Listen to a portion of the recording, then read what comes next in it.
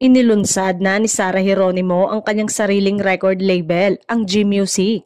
Sa isang Instagram post, ibinahagi ng kanyang asawa na si Matteo Godicelli ang magandang balita.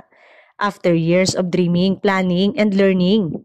Pinasalamatan din ni Matteo ang kanilang mga mentor, management at partner na tumulong at gumabay sa kanila sa mga nakalipas na taon. Una rin ani ang itatampok ng G-Music ang collaboration ni Sarah sa SB19 na umaaligid. Here's to creating, learning, and building something that will live on beyond us. Let's go G-Music, saad pa ni Matteo. May nagtanong kung ano ang ibig raw sabihin nito ay wala ng kontrata sa Viva Records si Sarah.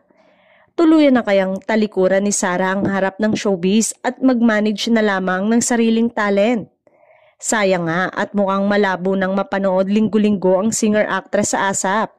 Marami pa naman ang umaasa na isang araw ay mapapanood ng muli ito tuwing linggo sa noontime variety show.